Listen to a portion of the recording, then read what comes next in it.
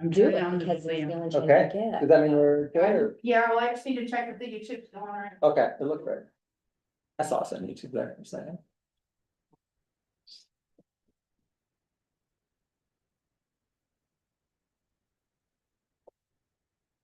Okay. I think we're ready to start. Okay, it's 3:09 on November 19th, and this meeting of the EOAB is called into session. We'll start by just going around and doing introductions. Chris Wilson, member of the board. Aaron Lindbergh, member of the board. Melody McCandless, Grant County Commissioner. Forrest Rogers, member of the board. Hello, hi, Go ahead, Lisa. Melissa Jeffers, staff. Mark Tanner, County Administrator. Tom, Todd Thompson's Small Business Development Center. great. And Pamela Gibson. thanks. About. Perfect, thanks for joining us. And then online, it looks like, yeah, Jasmine. Jasmine Duncan, member of the board. So Discover Moab is you. Us, Yeah, yeah. great. And then me and Moab Chamber. Someone on from Moab Chamber, we're just doing introductions. Okay, Moab Chamber is on there, nice. Okay. So start out with presentations, just kind of like reports, and then we have our general business items. Melody, do you have anything from the commission that you want to tell us about? Since I just got this today and I Yeah, wasn't sorry. quite organized to have much, I just thought I would kind of just talk about the fact that we're starting the processes and procedures for the grants and just looking at the different levels of, and I think a lot of it, I was reading your thing, so a lot of it you're gonna cover as far as looking at doing, we've been doing sub grants, but maybe doing something more high level, but how do we get to that? Yeah. Do I need to reach out to our, SSDCs and some of the directors in our community and be like, what are we missing? So whatever I can do to help facilitate bringing back information to the board to create that bigger level, and I'm not opposed to sub grants either. I just think, I think we need two processes, kind of like, if we don't recognize something that we could really build upon multiple revenue sources that we get from grants, then we would be like, yeah, well, maybe we'll do some sub grants or whatever. So I think that you guys. Cool, it sounds like that's in similar line with what our subcommittee was talking And about. I think there's a lot of, and today I was at the chamber meeting and so sometimes my reports are just what's going on, bringing what's going on at the commission level and other boards I'm at to this board. So, the chamber's really active in economic development with the businesses. And so, we have the winter festival coming along. So on the 4th, we're gonna be, the county has somebody that's gonna come in and light up the bridge and the whole Lions Park. And then we have the celebration of lighting the tree on that Friday. So 2 Fridays from now, lighting the tree and then the parade. And there's gonna be a sidewalk sale downtown. And then and the parade route is opposite. So I don't know if you guys have all seen that. It's gonna start at the ballpark and it will go towards City Market and then onto Main Street and then we'll go north. And then take Center Street down and then head to Swanee Park. So it'll hit the same place. The only place it will miss is just right in front of City Market. And that'll stop that congestion all around City Market. It also sets it up for some kind of like celebration in Swanee Park because it's all lit up with new lights this year. And so I think that Moonflower Market's gonna be doing some soup in the park afterwards. And so there'll be stuff, but in the future, having more like a wintry festivity there. And then, just with Prop 13 passing, so that was really exciting. I'm on the Council of Aging as well as the Canyonlands Healthcare Special Service District. And so getting together a plan to either expand the care center, which right now there's 90 people on the waiting list for the care center. It's 18 beds, but it was set up to expand. And so they can double it and it's already set up for construction. So they'll enclose that U to an O and that'll double the capacity to 36 beds instead of 18 beds. And so I think that's something that, and that's something that this board, I think economic development, I talked to Deborah McKean, she's like, oh my gosh, assisted living and care centers is a huge economic driver for the community. Yeah. So, just some ideas that I have that I'm on other boards and to like collaborate together. And then, of course, assisted living facility. I don't know if that's the direction that board is wanting to go. I would like them to go that way. Because they can use the Prop 13 tax money on that. They cannot use it on housing. So if they just use that, they have 8 acres that they own. That was a grant that was given to them, and it has to be used for elderly. And so we have the Grand Center right there. We have the MAPS, that's low income housing, but for 50 and above. That's ran through HASU, and then we have, obviously the hospital's right there, so it's a great spot. So what would we do with that? We would do senior housing, probably some senior housing, hopefully some assisted living, but we'd have to bring in probably an outside vendor, but maybe the county could build it and then having someone else come. So those are just all ideas that are coming down the pipeline from the different boards that I'm on. So that I think is really good information for. No, all that's the super helpful. It's actually, Exactly. it's funny that you bring that up, and I didn't know you were a member of on the Council for Aging and stuff, but that was part of our subcommittee conversation too, as we were talking about some of these bigger ideas for what projects that counties, like a county sponsored high impact project might Yeah. be. And I mean, thinking about ways that we could make Grand County a place where people come to retire, right? Like, what are the missing ingredients to make this a place where people come and want to spend those last years of their lives as a tool for economic development? Is something we were just batting around and sort of thinking about how do we go about exploring that a little bit more. So it's cool that we have great resource here with us. I'm learning too, but yeah, I'm excited because I think that the Prop 13 has really got some fire under them, because right now they've been collecting that 0.5% and they've just been paying the bills on the care center basically. And so now it's like, oh, wow, we have, and they've always known they have that land to do something with, but when you have no money, no revenue to do anything with it, you just kind of like let it sit there. So now they know that they have revenue. It's exciting. Yeah. Exciting time. We have 4 people that want to be on that board right now, so. That's great. That's really Yeah. cool. So Awesome. that is all I have, unless there's any questions anybody has for what's going on in the commission. Answer. Oh, good. Oh, I don't know what happened. It started flashing and then. Yeah.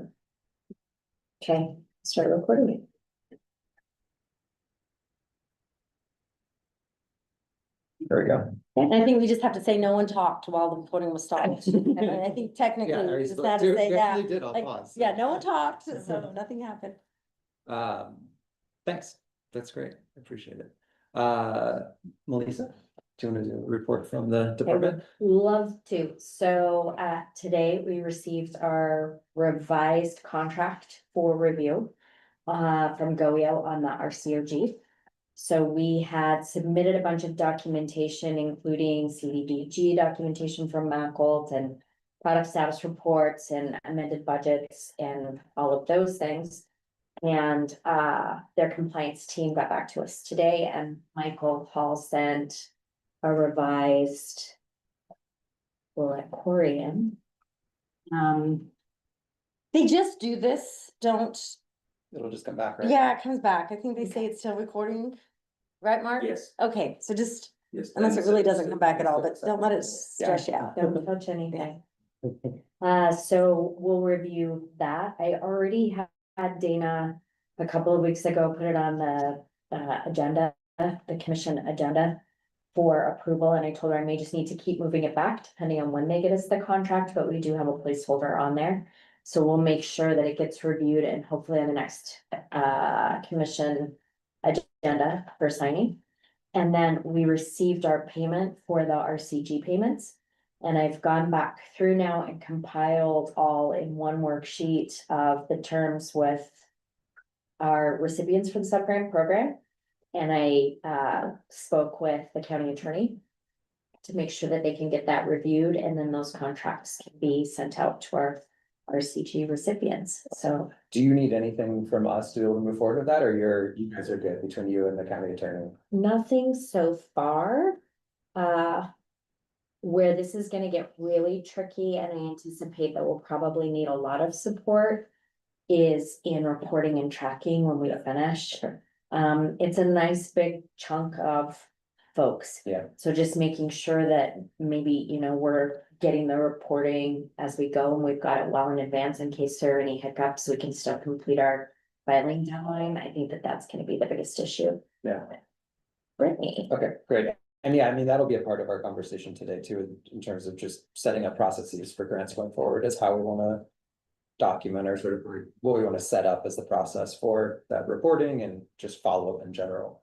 And at some point, and we know this, it would be really nice to have like quarterly check-ins with sub-grantees or. Mhm. You know, anything that we can do to support them, how are things going? Can we be of assistance kind of stuff? Yeah. But so far, everything's in process, but I'll keep you updated. Thanks. Thanks for the update on the community childcare project too that you sent out. Oh, yeah. Thank you for that. That was Mhm. really helpful, reassuring. It was for me too, because I panicked a little bit, but it was nice to get that second amendment and know that we're all in great shape. And what I've learned again from this process with that one is I'll just be checking in every quarter. And I hope I don't get to be too much of a nuisance, but I just want to make sure people have questions or anything that's gonna be a showstopper, that we know about it well enough in advance to address it. Anything else? That's it. Awesome. Thanks, Melissa. Appreciate it. All right, on to general business. We have the approval of minutes from 10/29 from our last meeting. I just noticed a couple little things on them, Uh-oh. like typos basically, Yeah. but it's just like Mackle's missing the T and then it says Royal Crossing. Like I think it was like an audio thing that got pulled in just incorrectly. So Yeah. as we're making a suggestion to approve the minutes, I'll just add in those couple little changes to them. Does anyone want to make a motion to approve the minutes? I'll move it. Move the approval of the minutes with the small modifications you're making. Thank you, Forrest. And do we have a second? I'll second. Seconded by Jasmine. All in favor? Anyone opposed? Looks like it's unanimous. Yes, approved. Can I make a note that Brittany Melton is here, Corey Shirtliff, and Deborah McKee, just entering that into the minutes. Nova, my AI assistant, they're here. She does it all. Thanks, Aaron. Appreciate it. By the way, Aaron, I really like the way you summarized that meeting. I- Very clear bullets. That's all It I was great. That was great. It was great. Hey, Chris, before we leave two part-time presentations, would we wanna have Deborah give us a quick update about how the Oh, sure, I think we have legislature- time. So yeah, if Deborah, if you, I hear you are joining us now because you were at the legislature or watching it. Are you here, Deborah? Is she on the Zoom? Yes, I'm here. Oh. I'm getting over a nasty cold, so I'm not gonna turn on my camera. You can't see how awful I look today. But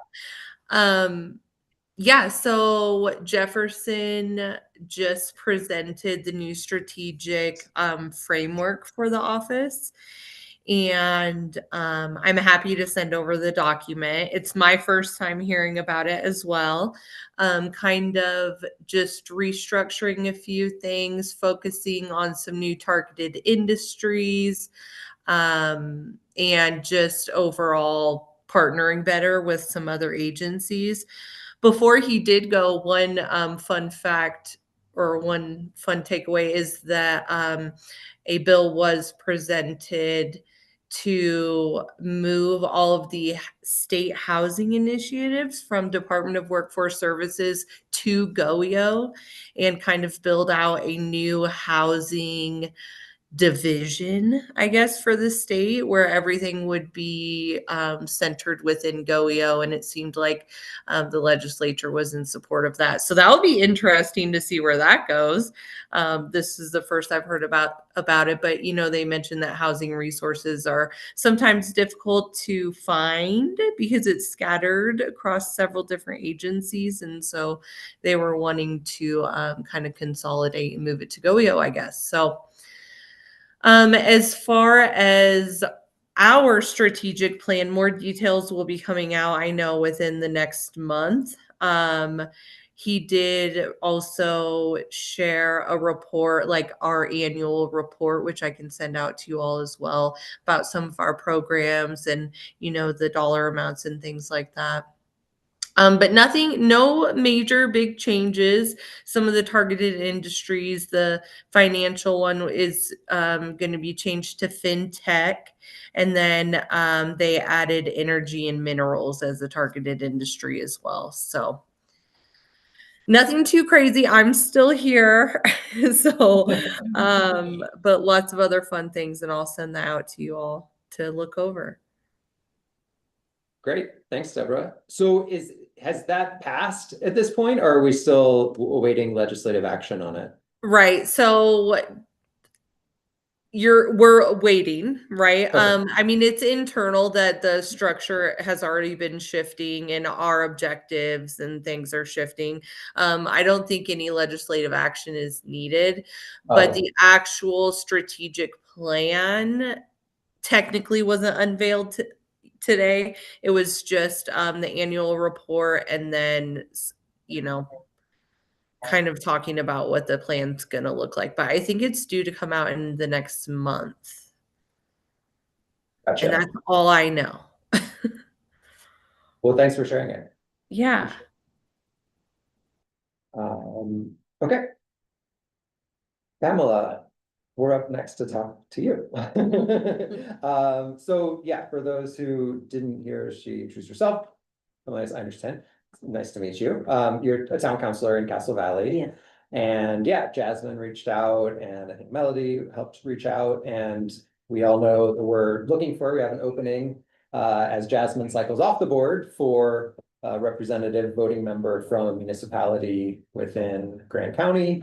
And so this one isn't the same type of application process that we do normally with citizens and business owners and that type of thing, where we take multiple applications. This is more of like outreach from folks on our board and our liaison.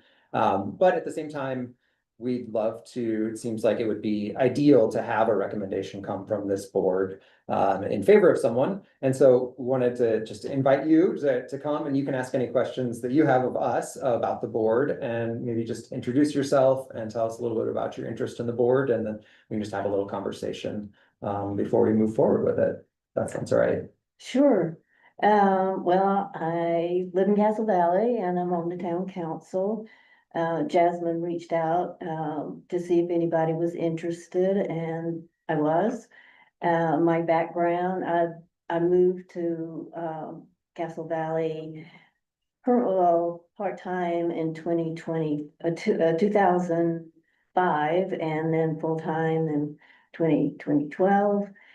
I love this area. I don't want it to get either too big, but I also know that we need a lot of things that would make it a better place for everybody here. I think getting the right things are the main thing. And what those are, I don't know, but I'd like to find out.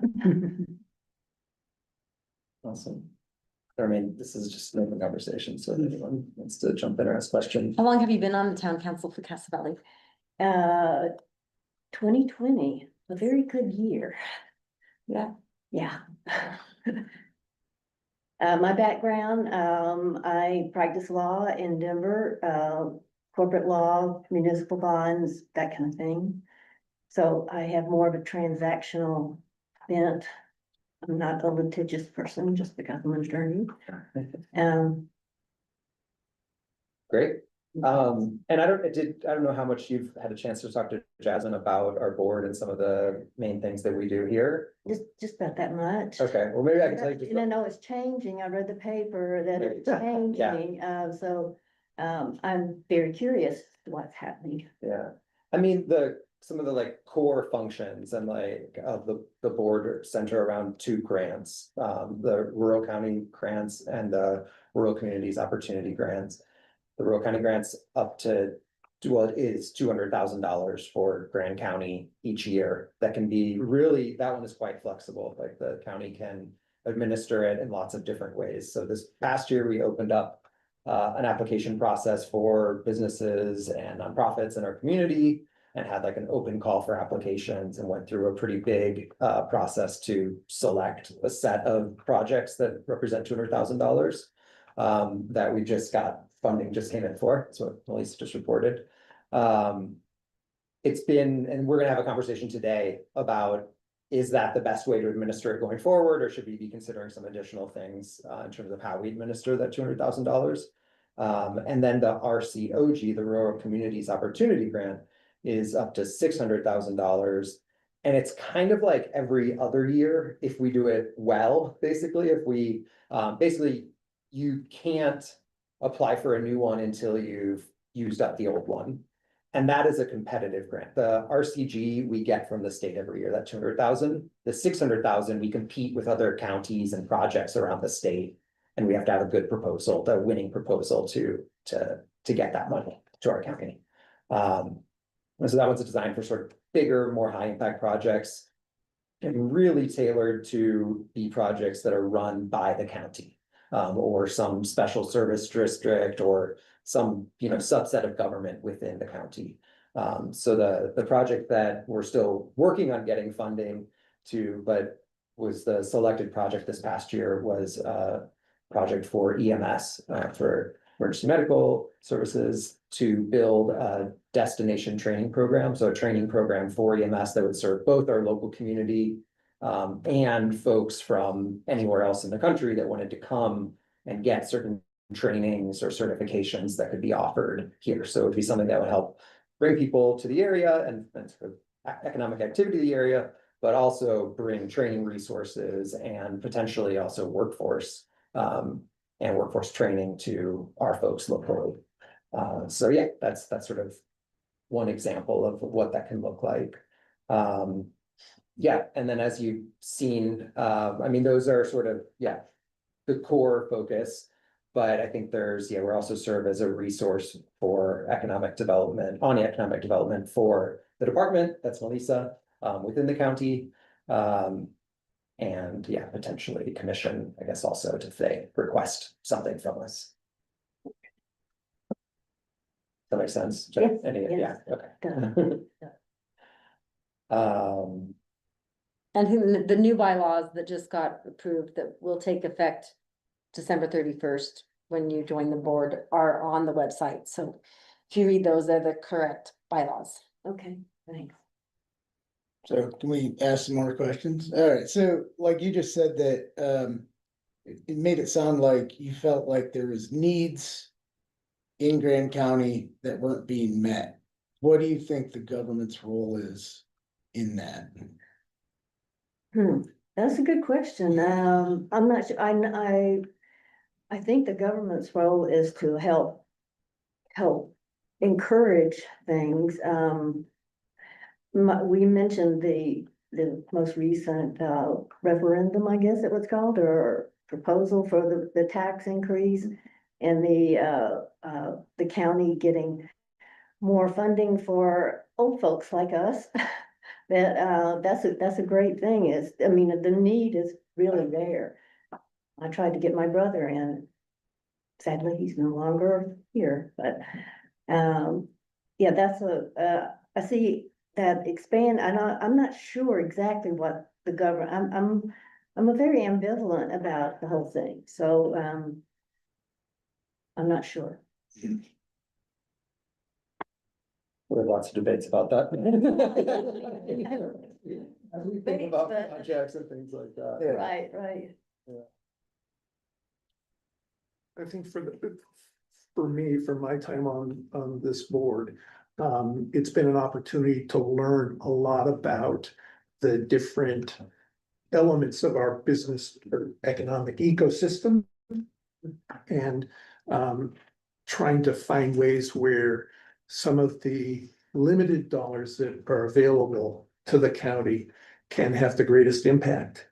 And so Chris mentioned the destination training program for EMS, which is a collaboration with USU and SARS. And also with the prior one was the Arroyo Crossing development, which is workforce development primarily unit. So you learn a lot about the different dynamics. And we haven't met Corey, who's from the city, and he and Melissa are trying to find ways for the county and the city to collaborate or at least align their goals so that they have a multiple effect. As they start looking at how we build, how we get more affordable housing, what we can do to support businesses and the like. And the chamber is also an important part of that equation. They're providing a lot of business services and coordinating events and activities to help businesses. So there's a lot going on. I think that's one of the most interesting parts of being on this board is learning more about that and then developing the ability to put your experience and your knowledge to the conversations that are occurring around all of those issues. And I think we're going to talk more about the RCG and RCOG process on the agenda. So that'll be a chance for you to get more of a sense of that. And I would recommend, even though it's not passed, like one of the great government functions is doing studies. And the Trail to Tomorrow made me kind of understand like some of the, like that was a study on the economy of Moab and some numbers. Moab Office of Tourism has things that's like, oh, this many percentage of people hike. That's a good number to know. And then also just reading the general plan. I always recommend anybody joining a county board, read the general plan section on economic development. Yeah. So, Well, Chris, might I just add that I think it's really valuable, and I've really enjoyed being a part of this board. And I do think it's nice to have some perspective, a continuation of perspective from Castle Valley. I mean, Corey also lives in Castle Valley, so you won't lose that. But also from someone who's served the community out here and understands like the needs of residents in this type of setting, because we are still part of the county and Moab isn't the whole picture of our entire county. And we have somewhat different needs. We have a lot of workforce housing needs in Moab, but we also have a lot of the aging population in areas like this where we see a need for more services that sometimes might get overlooked in other areas. And those services also can be beneficial to all of the businesses in the greater area too. So there's a lot of overlap in my opinion, but I think it would be great if Pamela would be able to serve in that role and continue to have a voice from this area. I'm yeah, excited. thanks. Willing. Yeah, I would like to ask a question if you guys can hear me. go ahead, Brittany. What does economic development mean to you?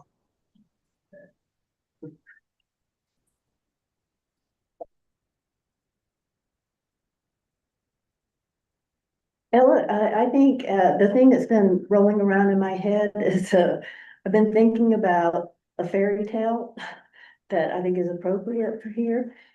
It's the goose that laid the golden egg.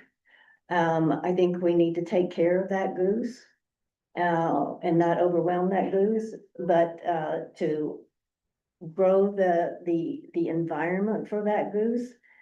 I know tourism is our main thing and we need to protect that and help it grow, but in a good way that doesn't kill the goose. I guess. Generally, and I'm not sure how we do that. I'm coming with an open mind. I haven't really thought about this until Jasmine put the word out and well, I think that's a good, I want to be open. And I think we should do other things than just say rah tourism.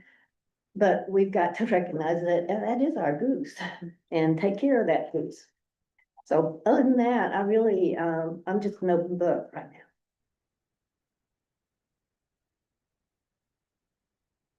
I was just listening to see if Brittany was trying to follow up or anything.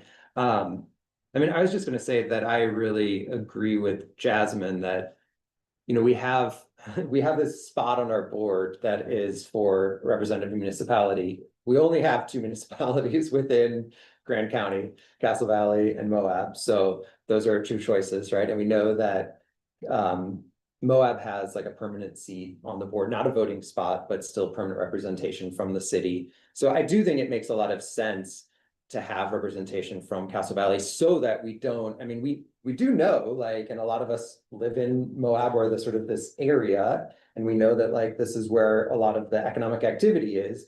But we also have this huge county, and it's really important, I think, too, that we have representation from places beyond just Moab proper and even Moab and Spanish Valley on the board. So I really agree with Jasmine that it's important for us. And I think it's something also that, you know, I mean, it's not just about Castle Valley, it's about us kind of just being reminded constantly that there can and will be projects all across our county that we should be keeping an open mind to, and maybe not just keeping an open mind to, but like actively going out and seeking. And we had some conversations with folks from Thompson previously. I mean, I think there's lots of things that should be considered, but I think this is an important way of just sort of institutionally keeping ourselves focused on the entirety of Grand County.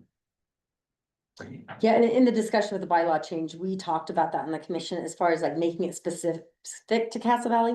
But because it is such a small area and the bylaws and the state code says that it has to be basically an employee or elected official of the municipality, we decided not to spell out Castle Valley specifically for future, but I think everyone agreed at that point in time that, you know, if Jasmine was reaching out and someone from Castle Valley was coming, that was fantastic. But as far as changing it to our bylaws, because if no one wanted to, then we'd have to go back and change the bylaws again, or it'd be empty. So I think that, you know, it's currently not specific to Castle Valley, but for 4 years it will be, and then maybe another 4 years if you stay. So I think that, you know, it was a conversation that we had to make it specific to that, but it's also really hard to box it in and say, well, we're only gonna, you know, have somebody from Castle Valley Township, because if no one was available to do it, you know. I mean, in 4 years from now, we could also have another, I know people don't like to talk about it, but we can have another municipality, for sure. you know, so we can have another one that we may want representation from in the future at some point in time. Yeah.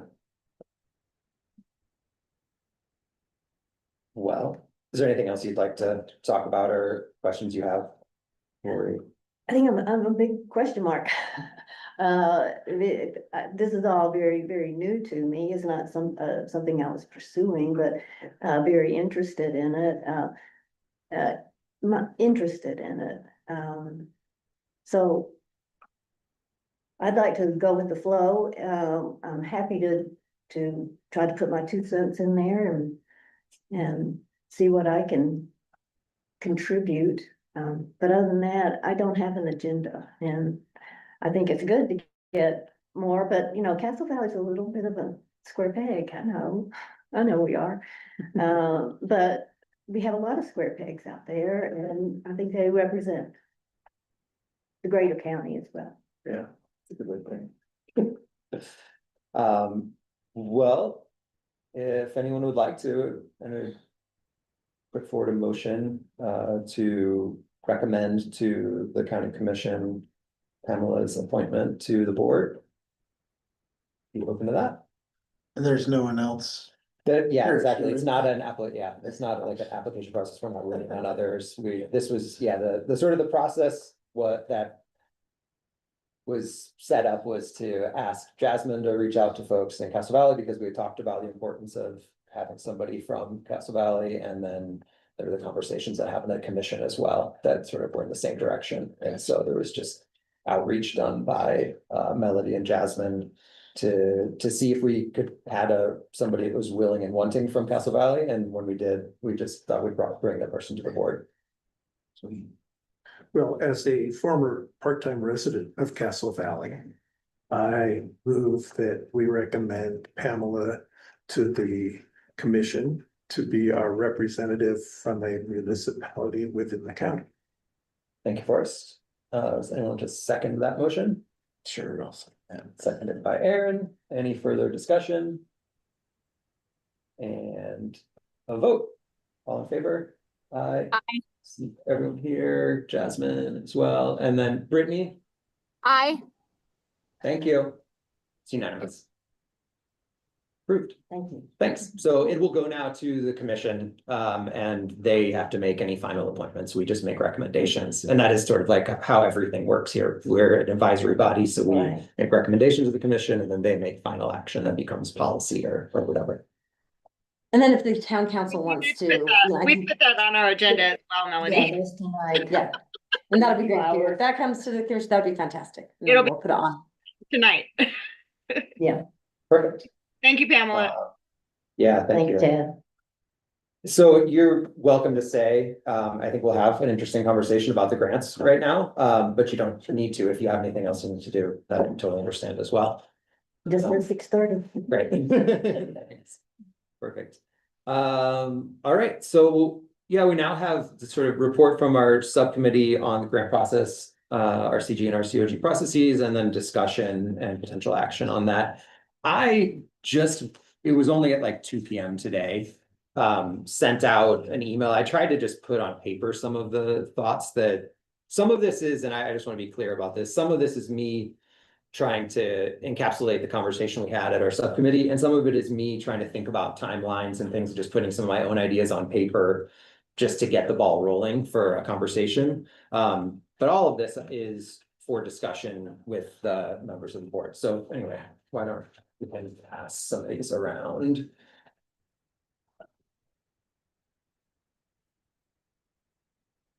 And then, so the members, the folks that met for the subcommittee, was Aaron, Brittany, Melissa, and myself.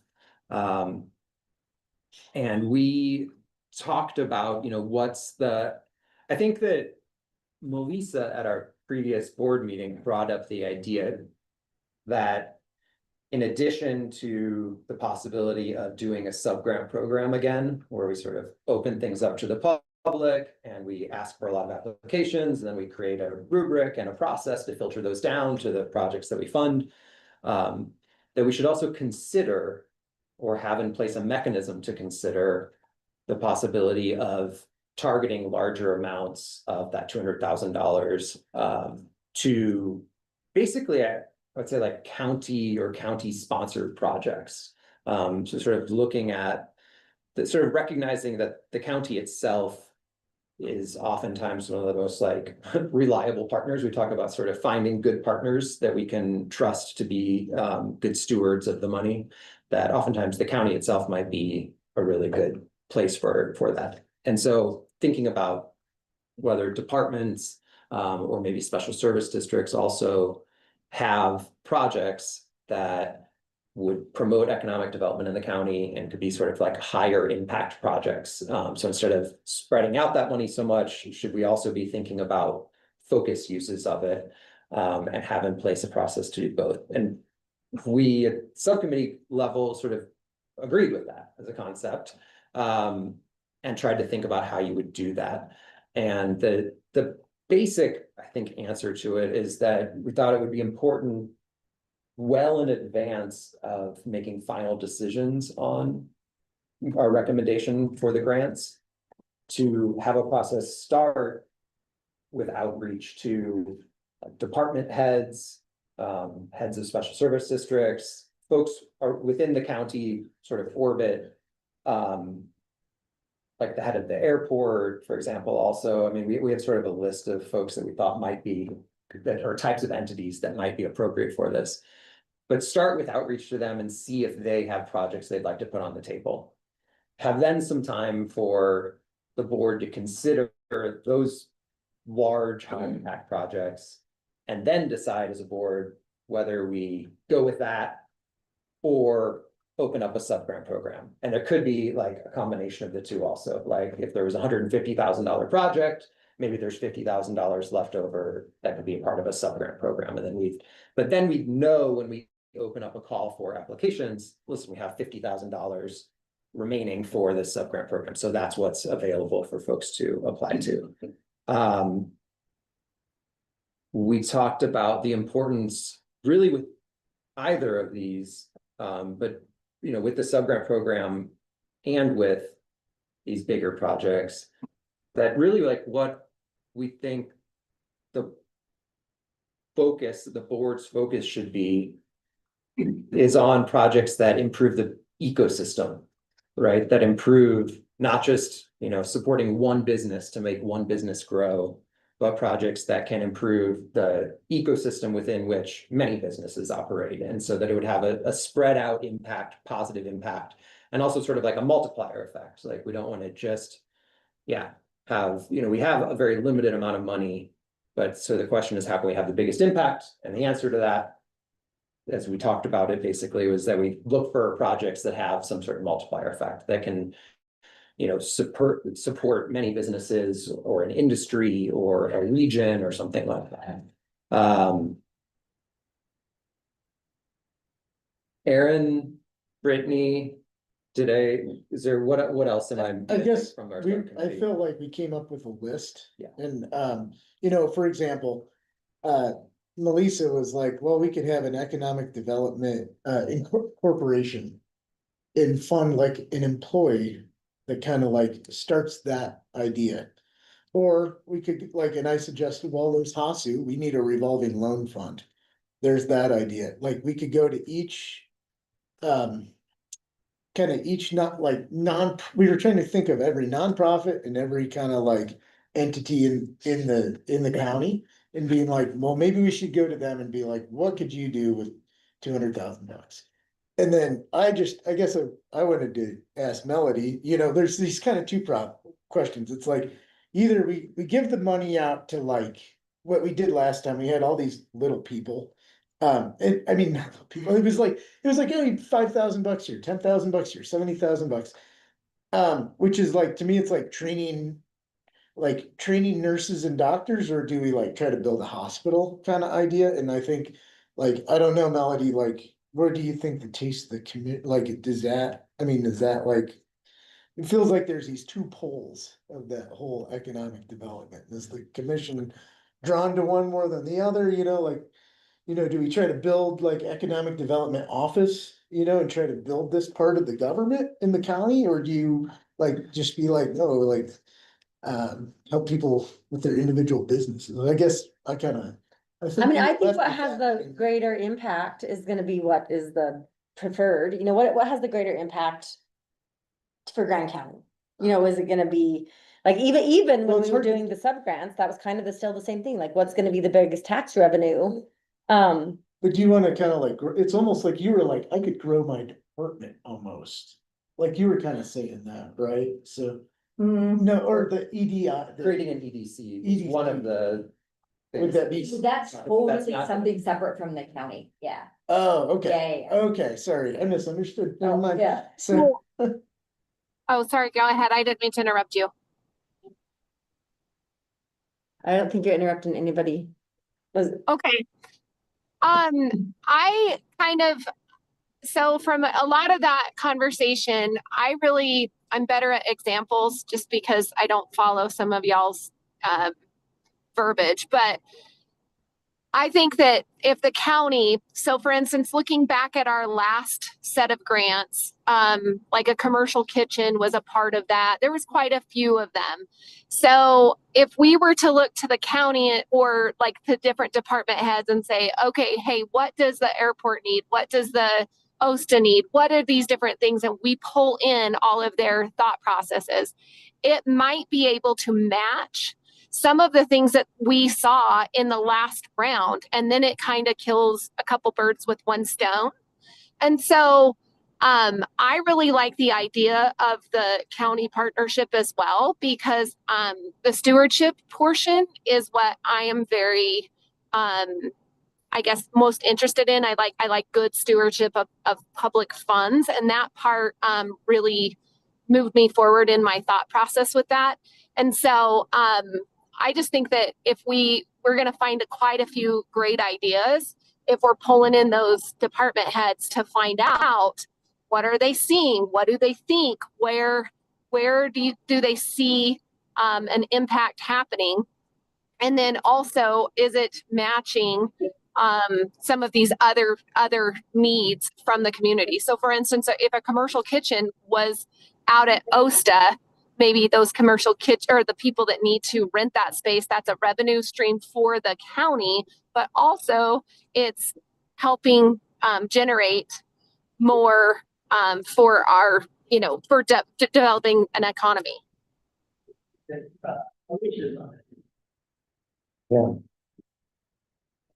I mean, for me, one of the key questions, because I like the way you framed that, Melody, like, I mean, the question facing the board pretty much always with these grants is what's gonna have the most impact, right? What's gonna have the most positive impact on economic development in the county? To me, from a process perspective, it brings up a question, which is like, and it's something I think we've struggled with a little bit in the past, which is like, I mean, one way you could organize the process is you could just say, hey, airport, like, you're an applicant just like the mom and pop business on the corner. And so we open it up and then we have projects for $200,000, alongside projects for $10,000. And we just have to make a decision.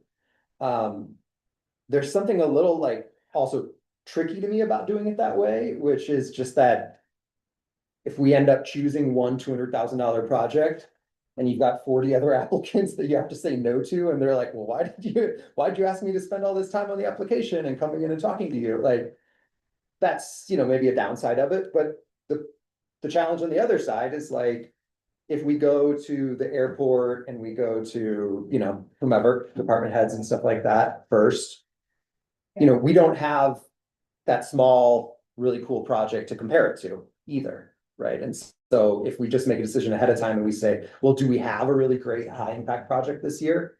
And we say yes or no. I mean, the answer could be yes, we have a pretty good project here. But we didn't ever find out about the small project because we didn't open the sub-grant program. So I don't know, that's just a challenge to me about this, for this conversation, is like, how do we handle that kind of challenge? And I don't have an answer to that specifically. I mean, I think we kind of have like a proposal that we do stagger it, and do one and then the other, but I see challenges and, I see pros and cons. I would like to try, and again, whether or not it would be successful, I have no idea, because we haven't tried it. I know that the precedence is for most counties, they use this for their economic development funds. And I think that we've got a bit of a storied past with our county, because we did have a nice chunk of economic diversification funds. And then that funding disappeared, and so now we have no budget for economic development. And for me, it comes down to like a push-pull, and I think where I hear what Brittany's saying, and that really resonates with me, is I would almost like to see us say, what is the strategic vision of the county? Where's the county going? And how do we align projects that help deliver that?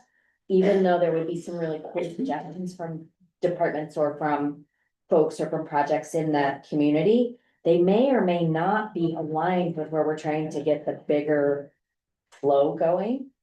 So like, for example, if we said, and the subcommittee is probably so tired of me talking about aging people, but my example is if we decide that we want to be the #1 place for aging, there could be 20 things that we do in that direction, from hiring gerontologists to creating in-home care training programs, to expanding the capacity and the capability of our assisted living centers, to really create this vision for how we created an economic development center around aging. Some other department might have a really cool idea that would be beneficial, or some other nonprofit in the community can have an amazing idea that can be beneficial, but they're kind of side dishes. And right now, I feel like with our sub-grant program, we've had a lot of different side dishes and we've tried a lot of different things. Where I feel like this board has been really successful is where they've doubled down and really focused on one thing. So affordable housing, I actually feel that this board, with the seed funding that has been made available to HOSU or with MECL, the needle has really been moved.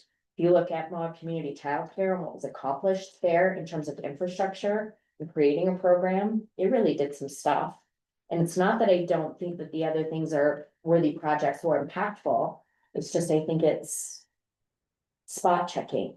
So I would kind of, so when I talk about economic development for the county, and that's what I mean when I say if we could have something that was symbolized and effective and concentrated and in alignment with a larger vision, we could really create something. So what would that look like then? Melissa, could you also talk about revenue streams that maybe would push money into the department to be able to have a little more, I guess, support? Say more words about that.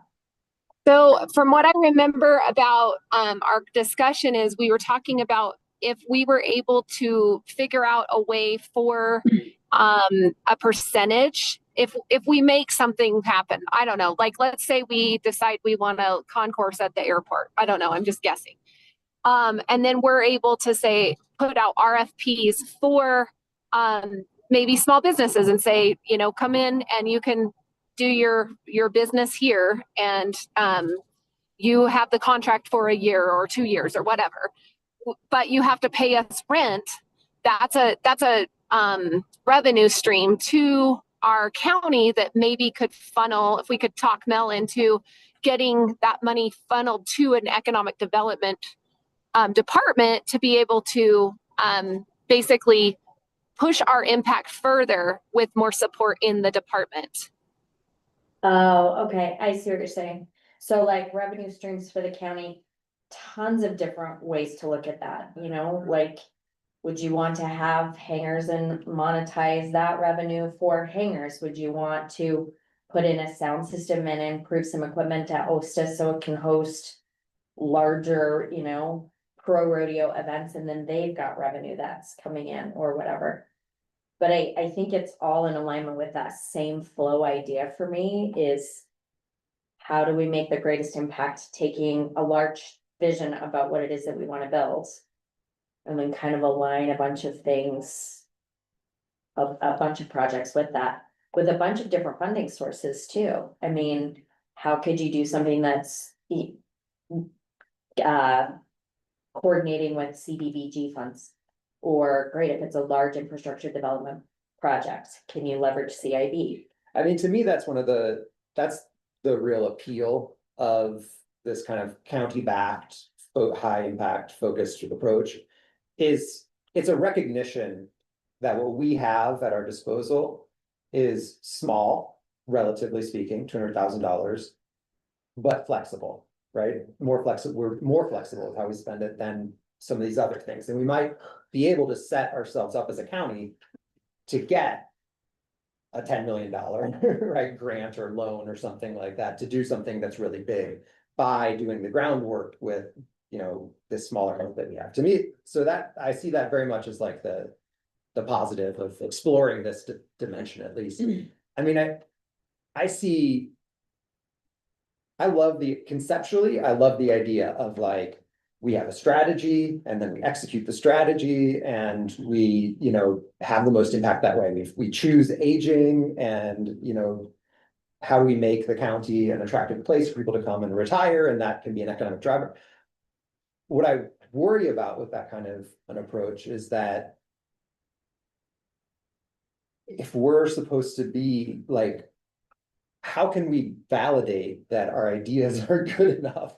You know, if we're just us 5 people, 10 people around the room picking out this like strategic area, and then just by definition, like saying 99% of other proposals aren't as good as these because we're not even going to ask for proposals on those other topics that are competing topics with it. You know, do we have enough confidence in ourselves that we can make that right decision? Or how do we have a process that brings in enough other actors and voices so that we have some validation that this is like truly should be a strategic priority for us? So like, to me, sounds great, but like it brings up a really huge question, which is like, what's that strategic planning look like that leads us to say, this is the one area that we want to focus all of our money in if we're going to have proposals that need to be in this area. And I think it's based on demand, right? Demand generation. So it's the same thing like with the airport. We already know what the demand is on the airport because you've got impact and leakage studies that show who's flying into Grand Junction that could be flying here. So if you go to the aging example, what we know is we've got a waiting list of 90 folks that are waiting there. I don't know what the waiting list is for Matt. Is that just for? It's pretty big too. I think center? that I got that from, you know, and that's just independent living over 50. And I think it was like 50 people. And it's, I mean, it's So we've pretty got- standard. care center, you know, and then when you have the in between the assisted living. You know, you're gonna have, and you're gonna have people that will move here because they can put their, because they're, I think it's a way everywhere. It's not like. There's just tons of senior aging. And if you had told me a year ago that aging and senior was gonna be a priority of mine, I would have told you no, but I mean. 66% of the tax of the people voted for that tax, you know, and I mean, I think that in itself right there is a huge. That we'd be going in the right direction if we chose to do something that way. And that's how you can gauge if it's something that's a huge priority to people.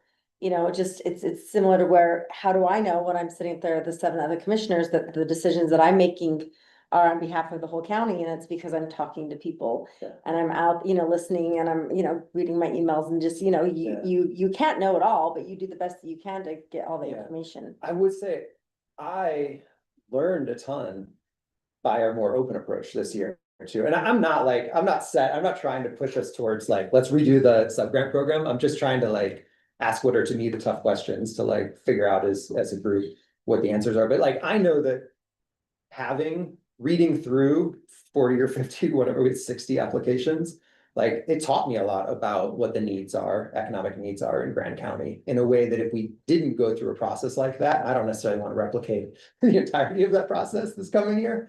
But I don't think I think I know things now that I wouldn't have otherwise if we hadn't had all those conversations. And so to me, that like open approach has some real benefits. I think that everybody is in this room for a reason and like brings a lot of contacts and experience and knowledge already. But it's, I guess, to me, one of the goals of an ideal process of the grant program would be that it helps us stay in really good touch with the economic pulse of Grand County.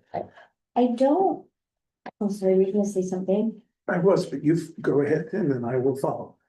I don't disagree with you at all. I agree. And I think having that open process where you can listen to folks is really helpful and valuable. But I almost hear what you're saying as more validation of how I'm feeling about finishing a job.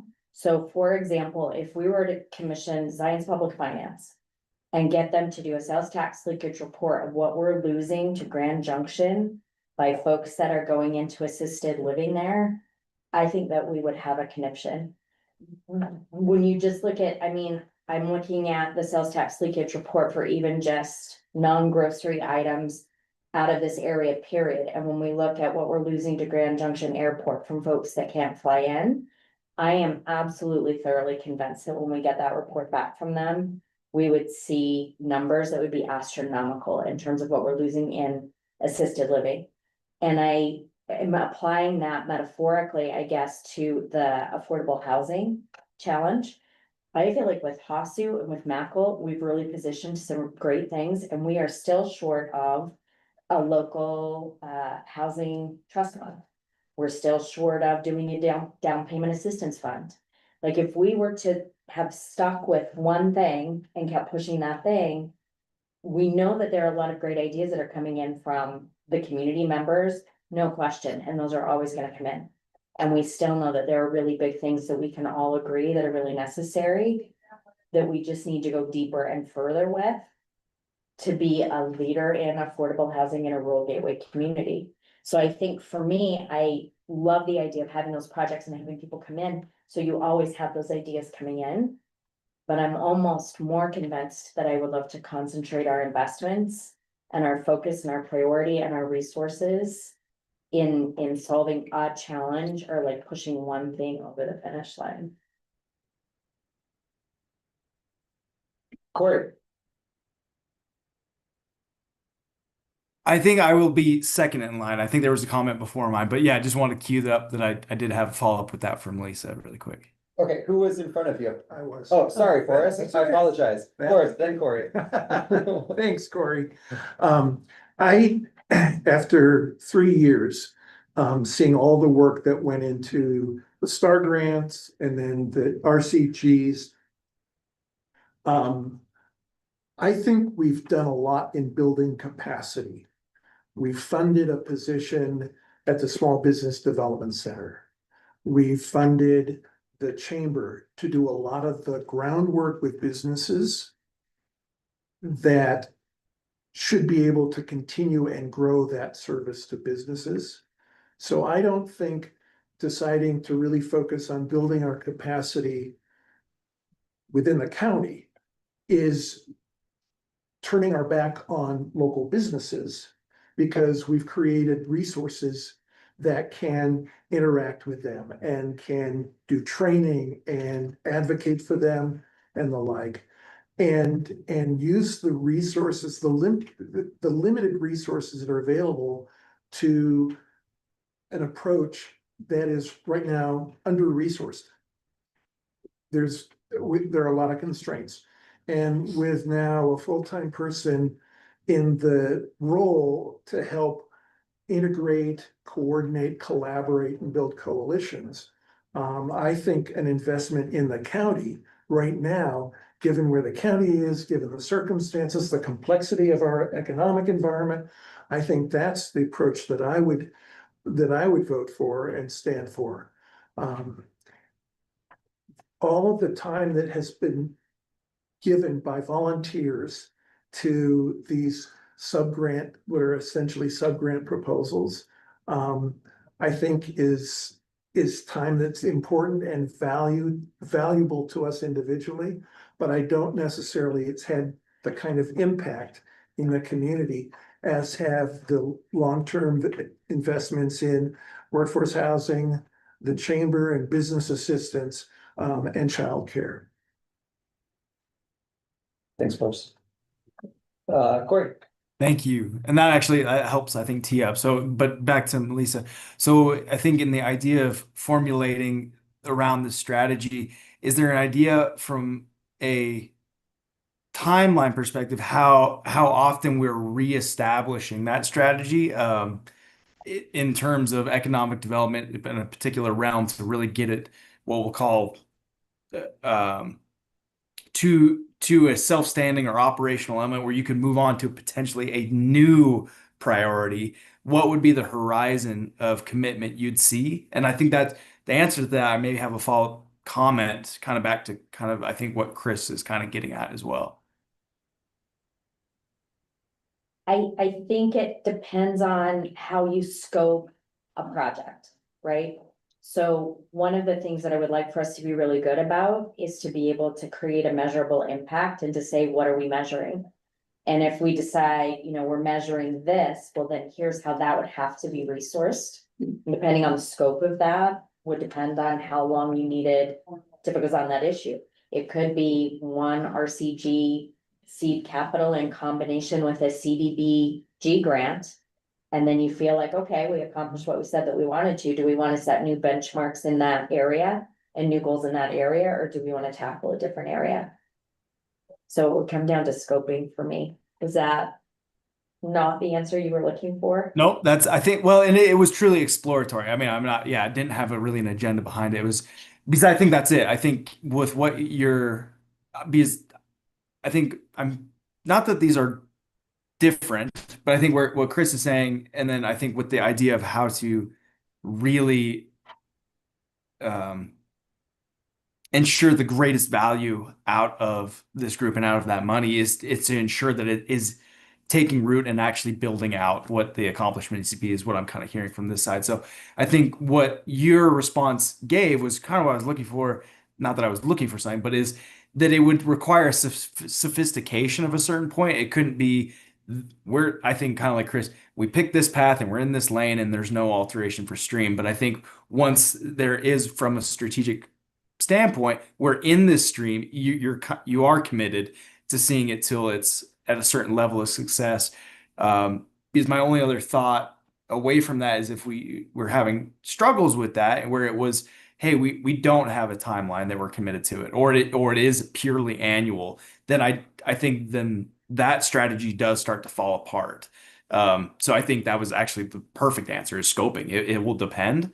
And I think as the community or markets shift, which hopefully they will, that is where annually you can reoccur. Yep, are we still on the same track or are we not? And if that weren't the case, the comment towards Chris was kind of from your perspective, is not losing track, I think, of what Melissa's saying, which is kind of what I'm hoping I'm gathering correctly, would be, okay, if we're not going to go that way, or there isn't a way to build that strategy from a time perspective, you would still need to build that criteria base. And this is what I was nodding earlier, from a criteria set of how you're filtering through those applicants. But to the point of what Melissa's saying is it has to be fixed. And that did not articulate well, but I think my biggest piece was Melissa and where she's at. That makes sense to me. So that helps. Really appreciate you answering that. I would love to, so hearing what you said, Corey, I would follow up, because I'm with Brittany, I'm an example and a metaphor person. Is, to me, if we said, hey, affordable housing is gonna be our thing, and we scope one piece, one, it has a way different scope than the other, because we could say, hey, it's really important for us that we have a local housing trust fund. And we're gonna set aside some money for some legal fees and maybe some lobbying to see if we can't get a TRT percentage to be able to fund that. And maybe we want a down payment assistance expert to be able to come in and scope out what our program would look like. That scope is pretty finite, and we could complete that fairly handily, probably within a grant cycle, right? Whereas if we said, you know, it's same thing with childcare. You guys said, and this is predating my time, we want to make sure that childcare is affordable. The first scope of that project was we want to create a training program. We want to make childcare providers available. And then after that cycle, turns out there needs to be some infrastructure investment, because there needs to be some, you know, capital investment in building a facility. And that became a whole second project and a whole second cycle. So you know, I think that it would have to be an iterative thing, and it would be based on an annual scope, and then you decide what's next. Yeah, if I might just, that really resonates with an effective strategy. I think from this, again, not that the city's implementing this, but how I hope Melissa and I can begin building our, and I think Forrest used this term, this rolling coalition, is we have these pillars of need in our community and how this can be an asset. But if that resource is continuing to really drive home to an effective point, that we can say, okay, this is now establishing or established sufficiently, we can now reprioritize what is an under recognized or under resourced element, and we pivot at that point as this board. That is super effective and resonates well, I think, from my perspective. I mean, one thing I would throw out there along with this is that I still don't think that we do our best if we establish a priority in a vacuum. Like, not in conversation with multiple different department heads, or, you know, potential project leaders, things like that, because to me, it's a matching game also. It is strategic. Like, we do want to say, what are the biggest needs, or where's the potentially largest impact, and we want to direct resource in those directions. But like, if we just like come up with an idea, like say an airport project or something like that, we say, we know there's a big need to expand operations at the airport, but like, if the airport's not ready to go, you know, if they don't have like a project that fits what we have available, well then, all right, you know, like, we'll come back to it next year, you know, like, let's consider it again, but let's not lock ourselves into an airport project just because conceptually it's the best idea, when on the ground it might not be the best idea. And so I think it's really important that we like do, like, it's about doing the groundwork, doing it in conversation. I mean, even what we talked about, I think at our subcommittee meeting, was like, we should do like a workshop with maybe several folks around the county, and from that we can gauge where the best, like, to me, it's like maybe like intersection of projects and strategy come together. Where there's the most like bang for the buck that we can get out of, because again, it's just $200,000. Like, if that's, we're talking RCG here in particular. So we have to be careful not to, you know, I mean, like, if we said we wanted to build, our goal was like, we need to build like another 500 units of housing. Well, it's like, all right, how long is it going to take us with $200,000 a year to like accomplish that? It's like, no, that's not the best use of $200,000 increments, like, because it's going to take 8 years to build one house or whatever like that. Anyway, yeah, great. And then Melody.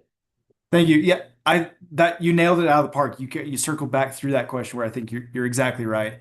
in that the only thing I might add to that, because I think you made the comment I was going to make, is the sequencing of establishing that is it, I don't believe it could or it should, nor do I believe it can be established in a vacuum. I think that's where you have to look to your, as Aaron mentioned, as Melissa's talking about, there are existing pillars. So deriving a strategy out of a vacuum would be an error and also probably a mistrust of the public intent. So you're going to drive through the existing desires and pillars that are established. And then through that, and then Chris, you nailed it, is okay, well, here's what we know the needs are that are established. Where are we at within the community that we can actually advance? Because that is what within the childcare realm, they're hoping to develop that infrastructure within the city. It was a great thought. It was not fully thought out. So now we're struggling to get through the finish line because we don't have the really quick accessibility to get that up, to actually get it constructed. So that's where aligning it, that the criteria base that you'll have of, okay, it's not out of vacuum, but of these pillars, major pillars, we'll start selecting through this process of who's ready and who's not. But once we're in that pillar, it's going to be I would assume for most things, a multi-year pursuit with multi-dynamics within it. So this is a blending, and it's really elegant. I think the sophistication is really great coming out of the subcommittee. So that, I think you nailed it, Chris. But yeah, back to the point of I don't believe it can nor should be from a vacuum. Thanks, Wayne. Yeah, I think that's part of your top process, is that reaching out to all the people and talking, getting the ideas, and then funneling that from there. And it may be two funnels. You know, you have all these ideas and you have this funnel that's gonna go here and this one's gonna go here, and then you're gonna sort it out after you go down. And that's gonna be part of that process. You go, like, we'll go back to aging, for example. I mean, that they need a master plan. That's what they need right now, is a master plan for that land. Could we do it? I mean, they have money to do it, so I don't necessarily know if I would want to use this money for it, but maybe we could, the board could say, we're gonna help, $50,000 for them, and they put in $50,000 for that master plan. And then that's the first pillar, and then we do whatever. But as you move through those, okay, that's something that is gonna take a long time. It's not gonna, creating awesomeness for our aging is gonna be a long-term process. But you take the bits at a time, those bits at a time. And then you move it, and so it could be the $50,000 this year for something like that, and then doing some subgrants. I mean, I'm open to all of the things, and I think that, but it's gonna, every year the process is gonna start with collecting information.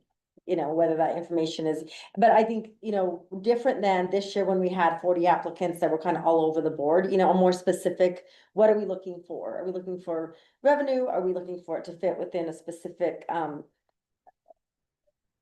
idea? I mean, I definitely think that until we have more housing, we don't really want to be like, we're creating employees. That's something that I don't necessarily want to see. Like, my goal is to create more employees, because where are they going to live? What are they?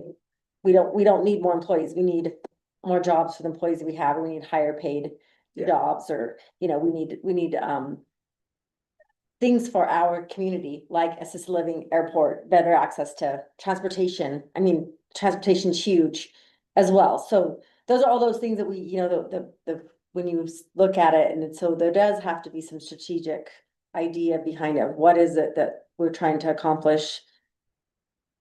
So that's just, I mean, Yeah. I know all the conversations going their way, so. Super useful. I just would say that reading this and what you guys are talking about, what you said about we need to find the thing to give the money to that will move the needle the most, the biggest multiplier. And if we know what every different entity's strategies are and what their different goals are, then we could come up with today's need is X. And this particular, helping this company do this will meet that need. And then it's more of a strategic play as opposed to just spreading out $200,000 in little buckets all over the place. So I think this is a great way to get to that point. I mean, I feel like what I'm hearing around the room is that there's a lot of interest in pursuing like county-backed high impact projects, particularly this coming year. And it might be something that like exactly how it works might need to get revisited in the future. So it's, I mean, I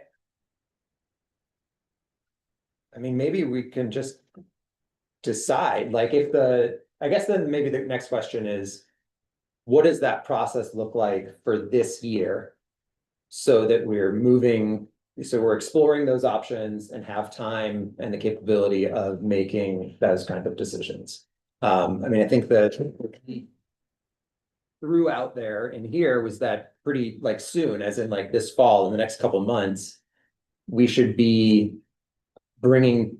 Oh, it's almost winter. Yeah, exactly, like winter, but this year, I guess I should say, as opposed to next year, the year that's like the actual grant cycle. We should, in the year prior to the grant cycle, aim to bring together some of these key actors and have conversations with them. I mean, I think theoretically, Are you saying like we should be going to our pillars establishment, like go to our to say EMS next year care center, hospital, like now for next year? for the 2026 grant Oh, cycle. not 2027. I mean, I think as we start doing this, we're gonna be ahead of the curve because it'll be socialized eventually. Okay. Like eventually, the head of EMS and the care center and GCAD and Sand Flats and they're all gonna be thinking about this if they know that every fall they get asked this question. But right now, it's like if we want to try to implement this for this coming grant cycle, then especially if we want to try to leave open the possibility of opening something to smaller grants, like sub grants as well, then we need to be moving pretty quickly.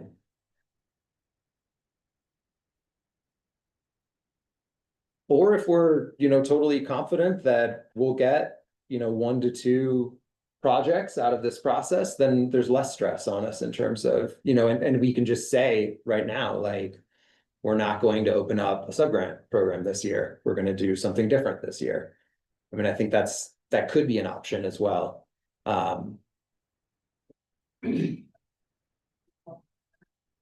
Great. Yeah. Jasmine, you had your hand up earlier that kind of got down. So why don't you go for it? I'll come after you. Okay, thanks. So I just had a couple of maybe things to consider about when we're talking about like these pillar projects. We're also talking about our kind of relatively small pot of money for each year, the 200,000. So if you have these pillar projects that we see like, oh, we're going to probably end up focusing on these for several years in a row, we've also got to kind of figure out how that looks with our grant reporting and how, how that pans out. I mean, if they're going to be using that $200,000, are they going to be, I mean, is it going to be enough to even get them where they need to be? Are you going to end up, am I even starting to make sense? Well, I think that last question is hugely important. Is this enough to get them where they need to be? Like, can we move the needle with the type of grants that we can offer? If you have these pillar projects that are requiring a lot of years worth of $200,000 grants, then we should probably be looking at them for the RCOG. Or lumping them together with other grants. Right. It That is really tricky.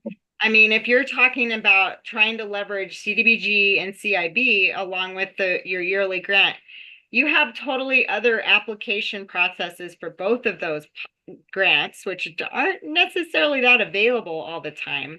And trying to leverage some of those all at the same time is almost impossible. Is it something you ask, like, instead of being like, what are you gonna do with this? Like, do you have a feasibility study? Like that golf course feasibility study was like $90,000 just to see like, well, we're gonna need $5 million. Right, But like they ready. need to start somewhere. But yeah, that type of planning does feel like one of the things that this pool of money can be really useful for. Yes. So like, I mean, exactly what you brought up about the Center for Aging having a master plan that they need to get working. That's what on. I was. That feels like a reasonable project. The only other point I wanted to make was that we do have, like, we're not operating in a vacuum, right? So it, like, if Melody says the Council on Aging has a master plan, well, they have a master plan. We have an affordable housing plan. We have a general plan. We have the Trail to Tomorrow. We got all these things that we can look to for these pillars before we even reach out to the heads of departments or whoever might be implementing those strategies. So that was just it. That's it. Thank And you. it's not hard, I will tell you, sitting in the chair, I could tell you a dozen projects right now that I would love to work on tomorrow that are not funded. And I would be nothing but thrilled, and the county would do nothing but benefit, but there's literally no budget available to be able to do those things. There, you know, I could tell you exactly where I would spend $200,000. It's not like it's hard to find right now, projects that are ready to go, that the only thing that they're missing is funding. Yeah, and I think that's, I mean, that's one of the huge benefits of having somebody sitting in your chair, right? Is that that's like an obvious source of the ideas, and then all we need to do then is like say, here's a list of ideas, and let's invite those people to either a meeting or a board meeting. And like get all these ideas on the table so that we can then make some decisions about what's appropriate for this coming grant cycle. Corey, you had your hand up too. Thank you. And thank you, Jasmine, because again, this conversation is flowing so nicely because I think all the comments really are rolling. So that was really kind of attuned to where I was going to go as well. And it was actually a comment from our previous meeting I kind of held off on making was through this criteria set, and it was almost kind of with the follow through with these applicants, is I think there needs to be a very comprehensive or at least pronounced implementation design of how they're going to carry from grant award to execution to ensure that money is continuing to be able to flow. So that in my mind should be on the onset, which informs kind of what my comment is now, which would be if any of you are maybe familiar with LIHTC, low income tax increment housing credits. The competitive process for grant allocations is when they're going for award, these projects are polished as they can feasibly be without, and some of them actually get credit for actually having a building permit in hand. So that's the extent of competitiveness they need to go. It's not just a baby egg shell of an idea. It is it is rolling.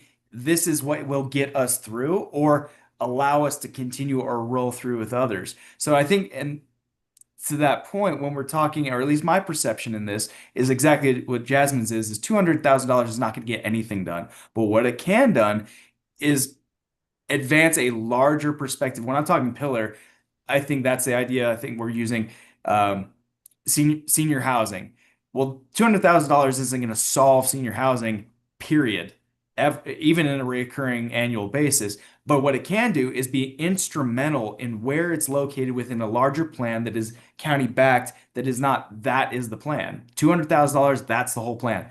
I don't see it that way. It should be that these are feasibility studies, master plans. That's a great forward onset.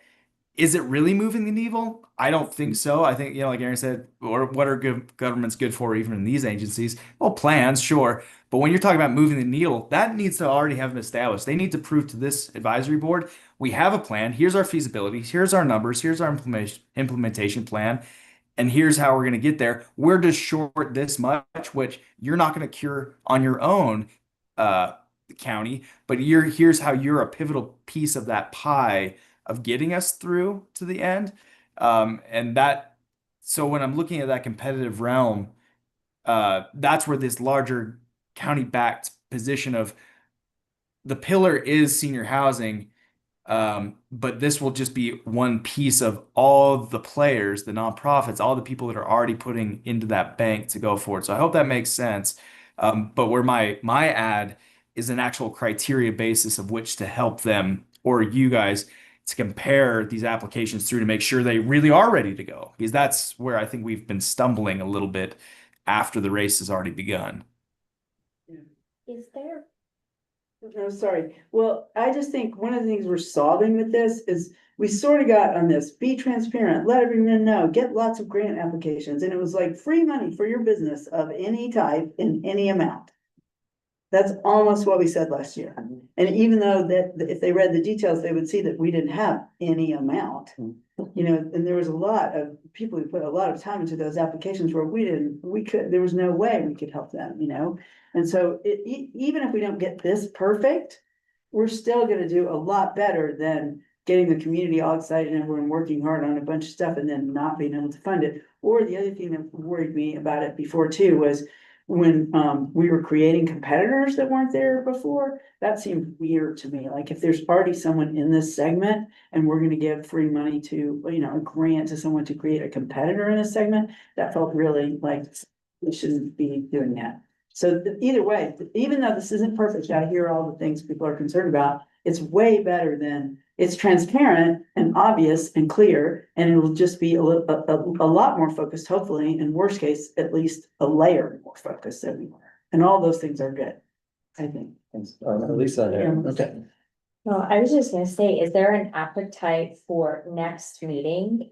Bringing some projects forward, cause I've got some things that I would love to be able to flesh out. In having those conversations and understanding where the gaps are. That I would love to bring forward and have the board look at and start talking about those and then saying, okay, great, can we get? That group in or that department in to talk a little bit more about. So is your suggestion is to have the board talk about ideas at the next meeting without people or departments attached to them, or? I would love to be able to bring in, cause I talk to them Great. and So I yeah. know like what a lot of them need, like, they're not quiet about it, so. You So know, you'd to be like able to to bring some invite some projects in. people, with projects to our next meeting, No, what I'm saying is I would like to get that information and bring it back to the board. okay? And maybe make some recommendations, like here are, you know, 5 or 6 things. That might be really helpful that there's county need for that we would be able to act on. Is there an appetite for that? Well, I think that would be great because it would give us a chance to respond, like, start to narrow it down. If we were like, well, wait a minute, that doesn't fit, and we have a reason. I mean, it'd be like a preliminary trial discussion, trying to meet these new goals. Floating some projects by to see how they fit through this process. If they are. Aaron and then Sorry. Forrest. Just like. One thing I think we're, you know, everybody's like, yeah, pillars, you know, fun pillars. One thing I would like to just do a counter argument for. Was by taking all of these small asks, small grants, sub grants. We did provide an ability to we advised people to go to top. We also were like, get people like, okay, I need an organized business plan. And I think to me, that has a lot of value. Like just that process gave people an organization and they connected some things. And then, you know, in terms of I mean, I just started my own business and it's like $5,000 could be is the difference between me getting out of that has a big impact on a small level. And I kind of, I understand that bigger picture and then I'm just like, you know, it has a lot of impact. Like $5,000 to a startup entrepreneur could be huge. But then we should say, hey, entrepreneurs, come forward, we're gonna give 10 $5,000 Yeah. grants. And then Yeah, we're maybe clear on it, and more established businesses wouldn't bother to apply because we couldn't help them as much. Sure. But still, are you gonna give every entrepreneur? What if we already have 10 people in that category? Like, let's just say something crazy. Well, that's where we have those discussions and be like, you know, still apply that multiplier effect, does it exist already? Sure. You know, is it the Moab made people? Are you making a bigger market? Or, Yeah. you know, so I still love those little guys. So I'm going to jump in, not that it's a raise hand moment, is I think that works because that is a pillar. That's in the city's pillars and in the county's pillars in all of our plan sets as a small business incubator. So if that were the selected pillar of strategy, you'd say, oh, here's how we're approaching CIB or how we're going to approach our funding is, yeah, then that makes sense to pursue small business incubator through that. So that's, again, I think getting back to Melissa's, we need to set a strategy of which is the most important. If that were it, that's a great mechanism. And I think worked well as a good example last year of if that were the priority, that's exactly what would work. Yeah, good point. Great. I'd like to make a motion. Okay, I'd like to move that the subcommittee that worked to start articulating the two different approaches meet with the economic development staff specialist and come to the December board meeting with a preliminary list of county-centered projects to elevate our understanding of the opportunities and the constraints. And that we not make a decision at that point in time, but just simply have a hearing of those different opportunities. We don't need all 12. And we don't need a baker's dozen. We just need to, get a sense of what's there that's already been articulated, that is part of the need within the county administration to build some capacity. And then in December or in January, then have another conversation about the takeaways from that meeting.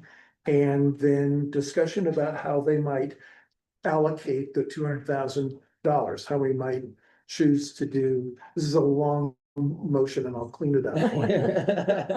I'm describing process as well as the motion.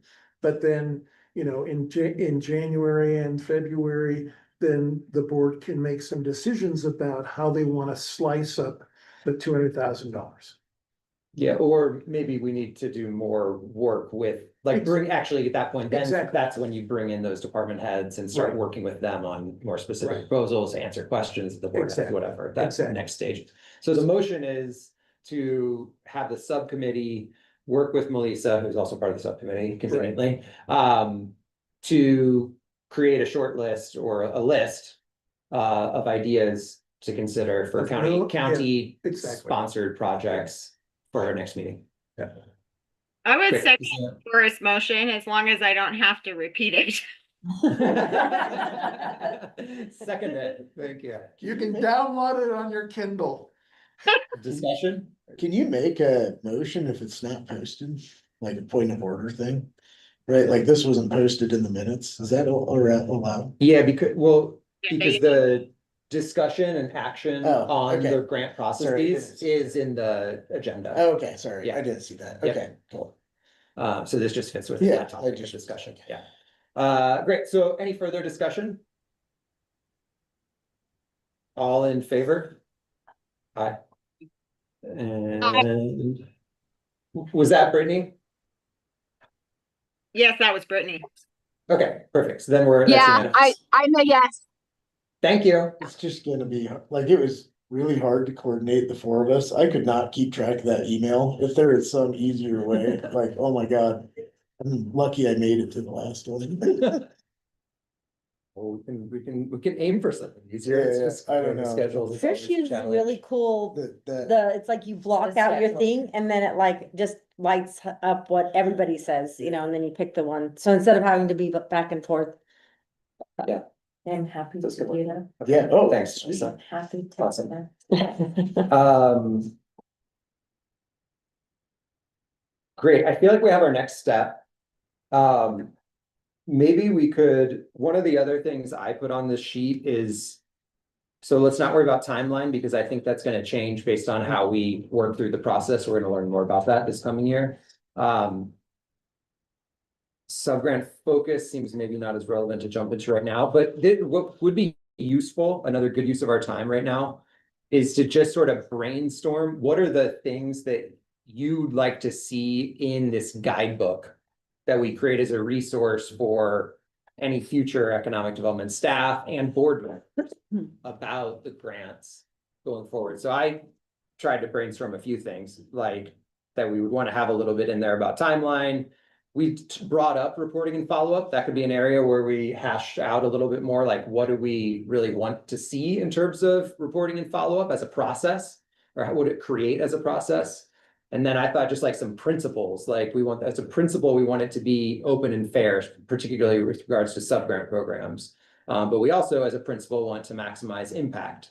And that can look like a few different things, but I think it's that multiplier that we've talked about a few times. So those were a few ideas that I had about things that I'd want to see in any sort of guidebook that we put together for, to be a resource for future folks in our position and at the county staff level about the grants processes. What are things that you all think would need to be, would be important to have in that type of a guidebook?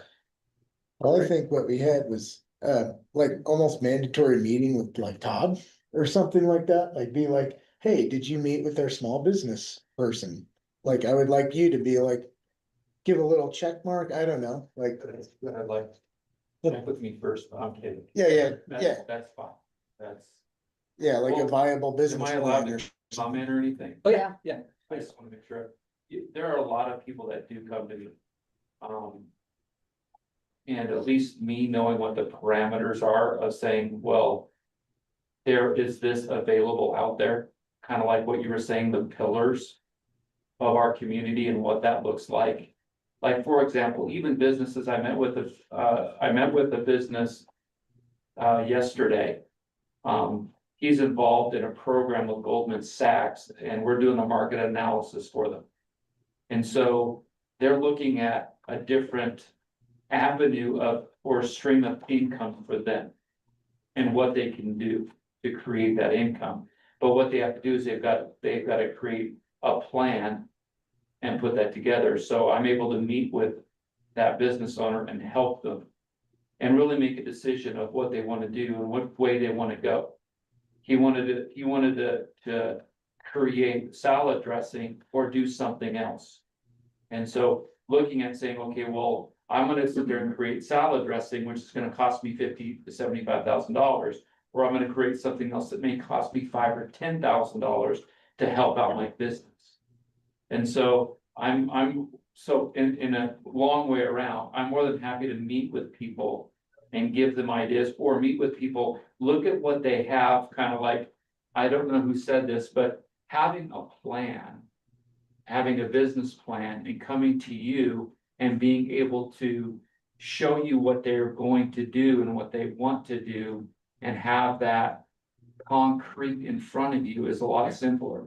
Yeah. Like I was working with somebody yesterday also on the rural community grant from San Juan County.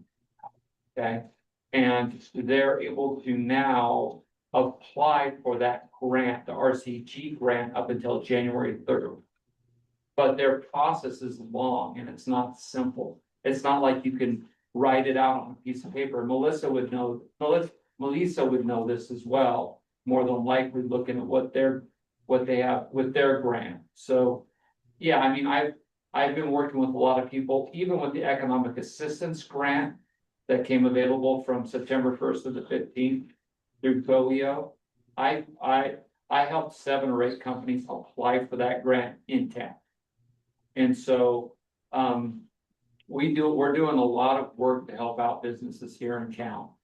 But I've got to make sure that if I sit there and say, yeah, the RCG is available or the RCOG is available, I've got to make sure that I know specifically what you want. Because I don't want to sit there and fill people, oh, they have free money. I want to make sure that I know what you specifically want. And then that way you don't come back to me and say, Todd, you're an Stop idiot. sending us all these people. Yeah, you're sending me all these We're people. not gonna say you're an and idiot. but We we're- want to make sure that we have earmarked those funds for certain reasons. And am I making sense? Yeah. I'm listening, I'm here helping, I'm here finishing somebody else's business plan right now. So I'm just, I'm here, I'm available, and excited that you send them my way. Whoever it is, or however you want to do that. If you want to do a workshop going into the RCG grant or a workshop going into RCOG grant, so I can actually help them. So what they have to, and what they show you is something viable and not some type of a dream or a maybe, or I have a great idea, this would never happen. And so that's kind of, hopefully I explained that in the right way. Yeah, that's. That way I you don't- at least know that, that way you know that it's a viable business for you, or if it's a business, because I'm meeting with people that have owned businesses here. I mean, I've meeting with restaurants, hotels, I'm meeting with a hotel owner tomorrow. So, just trying to help you all, and make that application process more simple and easy for you to decide. With your sub grants and things like that with RCG or with RCOG.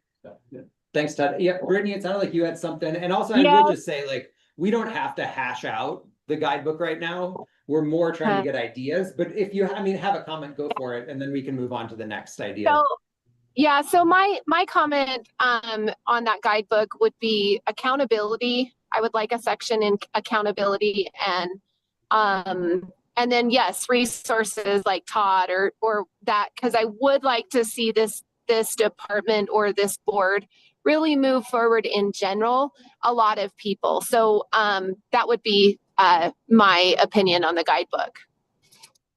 Okay, thanks.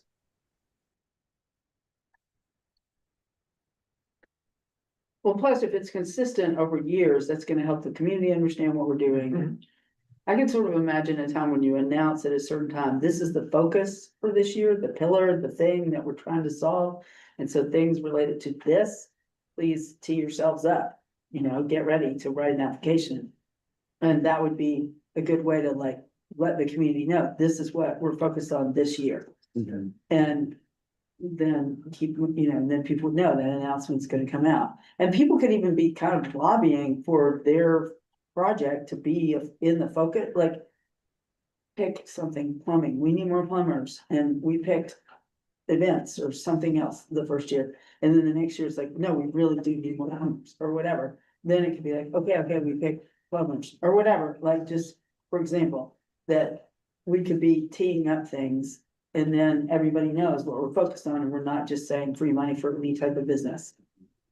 All of that stuff, I mean, that sounds like these are really tailored towards, which makes sense, it's what we did this last year, but a subject program, right? Like, if we're talking about a county-sponsored project, that's gonna look really different. So as we put together a guide, I guess all I'm really saying here is, as we put together a guidebook, it sounds like what we wanna have in there in terms of resources is probably like, we want to create multiple pathways that a board can choose to go down each year based on how they choose to run the grant processes. And what we're saying as a board is like, you can have an effective sub-grant program by running it this way. You build a little flow chart. Yeah. The first top is the, ideas.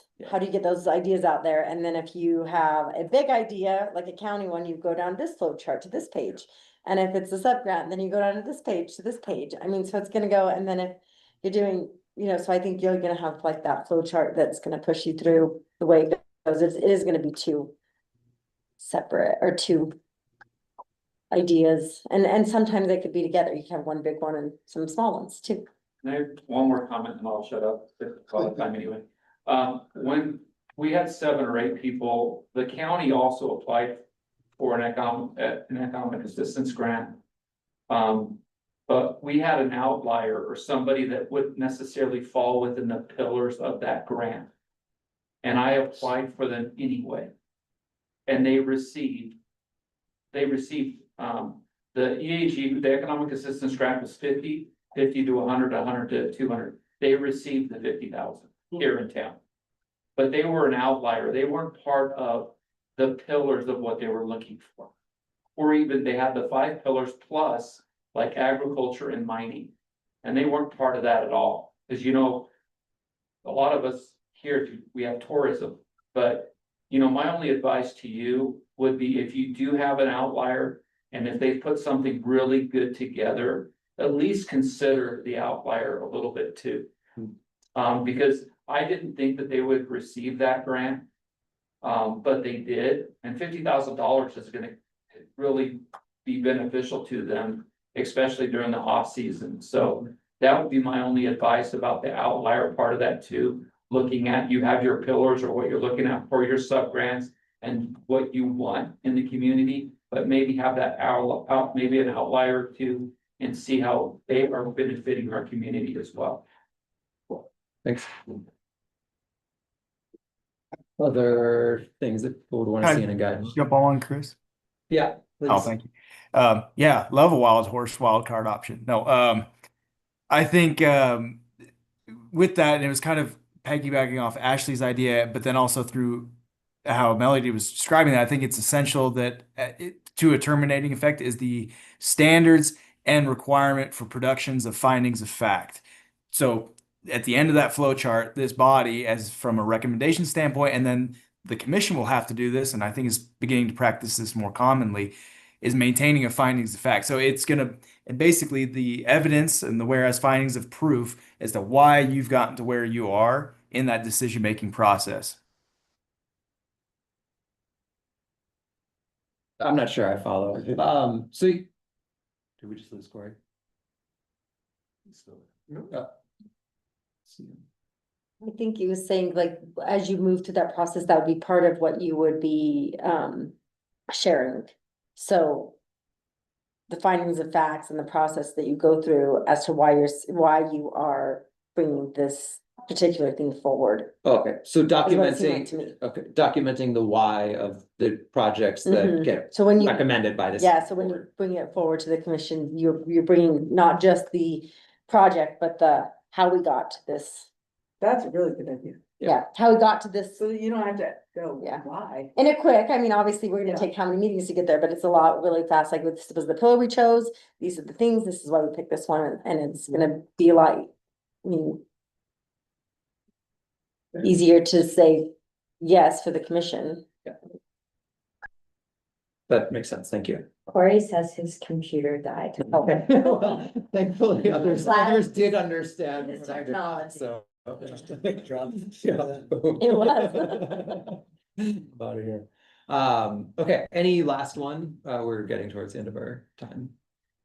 Mine is the boring one. Okay, We need to start collecting more comprehensive financial information and tax information from our sub-grantees. Yeah. At a bare minimum, we should probably be getting an EIN. Yeah, and then, I think we talked about this before, but just also anything that can be reimbursable, so they'll go spend the money and then we Yeah. reimburse it. Some things may not be, like, if you're gonna put forth money for a master plan or something, but if it's, for example, if we were gonna pay for somebody to go to a training, then they would pay for the training first and then give us the receipt and we would reimburse it. And Just then because we're we- making sure it happens, we're not just giving them money to be like, oh, here you go. And then you Well, said you went to this. yeah, I think what might be really useful for that part of it, because that's something our subcommittee talked about a little bit also, and we've had conversations around here. It's like, how do you structure the contracts basically with grantees? I'd love to invite the county attorney's office in to have a conversation Yeah, she'd with love our to come. board Yeah. about that specifically. That's a So really we good can make idea. that section But a could I little just more robust. caution that if you do that for every single grant, you're gonna lose a lot of good ones, because there are reasons people apply for these grants. If they had the money, they could have already just done it without you. Yeah. You know, like, No, I mean, yeah, I know a lot of grants give money to folks to do things in advance. That's like pretty, I don't know if I would say standard practice. It's one of the main ways that grants function out there, like philanthropic grants and other things like that. So it's definitely something we should consider. I think there are good reasons for that. Yeah. And there are good reasons to create structures of accountability. And that's what I think having a conversation with the county attorney's office and all of us to create, so it can be multiple, like not every contract has to look the same even. No. But we just want to make sure that like what the county's attorney's office is doing, when they get asked to create a contract is one thing, I mean, they're thinking, how do I protect the county in terms of liability and blah, blah, blah, and this and that. But like, we want to make sure they're also thinking about X, Y, and Z in terms of accountability for just so that they're a good steward of the money and that this money gets put to the best use within our county. So. And grants are changing. So yesterday we had a Department of Natural Resources, and I don't know if Deborah can weigh in from a GOEO standpoint or a state of Utah standpoint, I don't know. But they had a 2-hour workshop for all of the outdoor recreation grants. So anything ranging from, we've got a boating program to a motorized program, to a trails program, to an education program. And the way that they're doing it is they have 3 tiers of structured payout now, and none of it is the way any of us are used to getting grants. And so it's literally reimbursement only is the primary. The secondary is you can get a portion, but only 25%. And then in order to get a next distribution, you have to come back and you have to show proof of spend. And then also proof of that percentage of allocated matching fund. And then an invoice for the next chunk. But even the state of Utah grants are not what she used to be, and I don't Are know, those grants for public institutions? they're for nonprofits. Oh, wow. So the biggest attendees that were there is Trailmix was there, Trail Ambassadors in their new iteration moving forward. Science Moab, I believe, grants are, and I don't know if it's a function of this administration or if it's tighter controls on federal spend. I have no idea what's going on. Yeah. But I've never been to a grant workshop like that, and it sounded from their presentation like this was the new world order moving forward. Well, let's learn about that. Yeah. Well, and I would like to mirror their tiered, I mean, it was actually really cool and we wouldn't have to rewrite. You know, the book is we could just follow what it is that the state of Utah is doing. And then it's, you know, super easy, like, That's these a are the really good rules. idea. Well, that doesn't sound super easy. That sounds like a lot of administrative burden, if you ask me, on somebody to take care of it. What is the To biggest? just chunk do of reimbursement and administrative- everything, you The know? biggest That's a lot of work, administrative but burden right Maybe it's now, a. we have $800,000 in outstanding grants from folks that have the money, have not filed a final report, and never completed a project. That is a way Ouch. bigger administrative burden. Yeah. Yeah, And I'm sure that the Yeah. state of Utah, like if that's what it looks like for Little Grand County, I can't imagine what it looks like for Utah. Which I have to imagine is some of the impetus, and I don't imagine that the state of Utah is pioneering new ways to handle grants and reimbursements. They have to be following states or federal, or someone is changing programs somewhere upstream, because I don't think that DNR woke up and said, hey, we're gonna completely change the way that we handle payouts.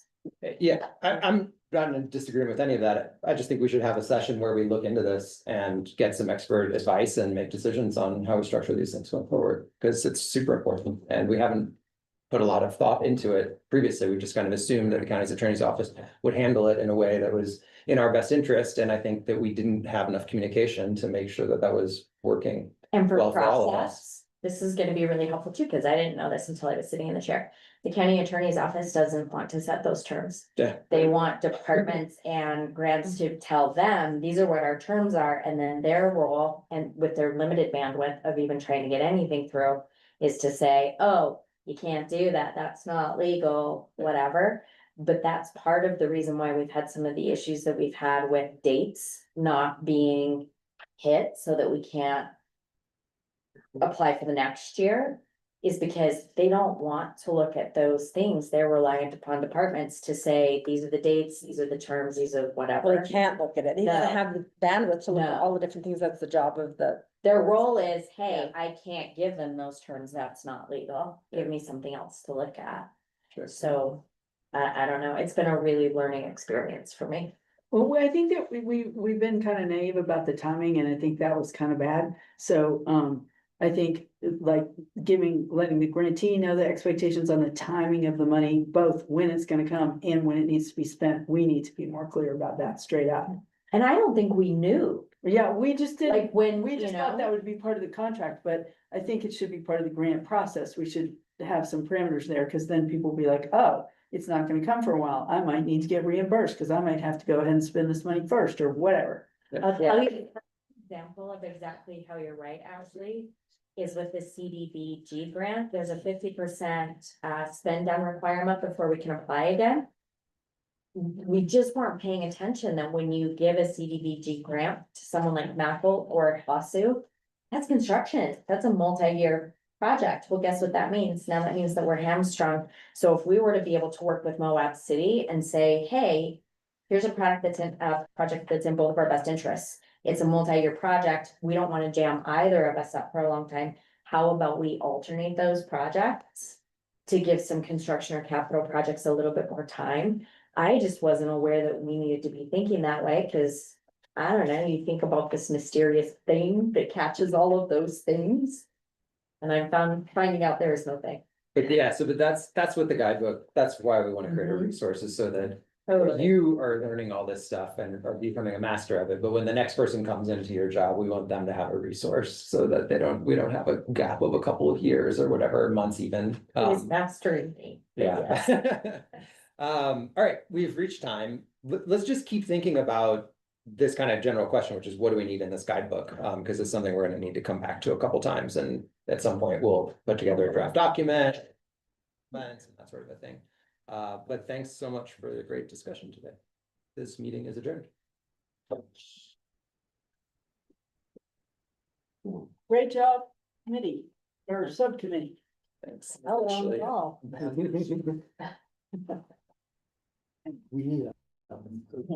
you gotta do some of my economic development. Your own personal economic development.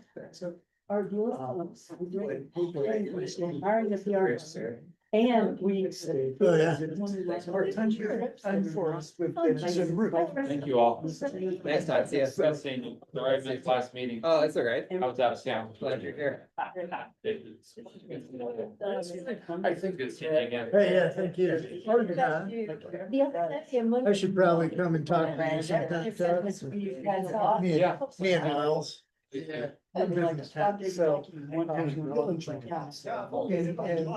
And then bring two of those.